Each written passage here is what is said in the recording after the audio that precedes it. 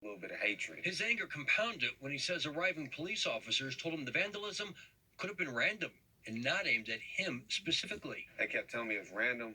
I was even more pissed that I even called them. I'm like, how could this be random? They didn't steal anything. If to be honest, what made me feel the worst was just the one time that you do call the police, they don't take it serious. He says officers told him there was no way to take fingerprints, surfaces were too rough or too oily, but police now confirm the case has been assigned to Denver's Bias-Motivated Crimes Unit.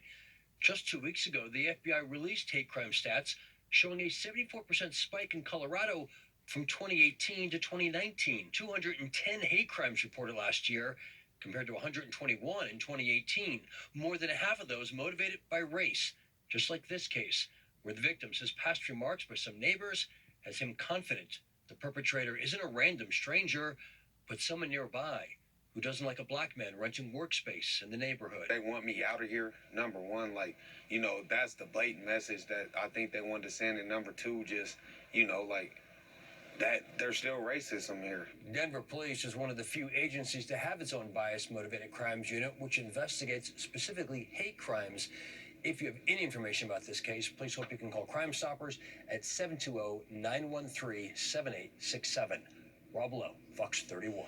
Rob, thanks. Right now, the search continues in Arapahoe County for a suspect who shot and killed a store clerk last night at Quebec and County Line Road. The sheriff's office tells us the suspect walked into that gas station, asked for a carton of cigarettes, and then demanded money. The clerk told police that after handing over the cash, the suspect still shot the clerk. The clerk was taken to the hospital but later died. And tonight, investigators are releasing this new picture of that suspect. He's described as being a white man between 5'3" and 5'7". If you happen to recognize him or know anything, call the sheriff's office. So new information from the TSA, travel hit a pandemic record the day before Thanksgiving.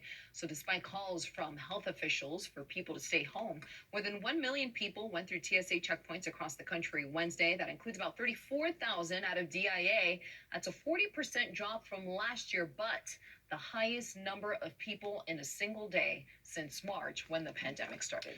Well, the holiday is already looking very different this year. And in the face of uncertain times, a local nonprofit looking to give hope to Colorado families ahead their mission to make this year fun and safe. And another live look outside. Sunny today, but could we see more snow next week? We're pinpointing the latest in Colorado's most accurate forecast.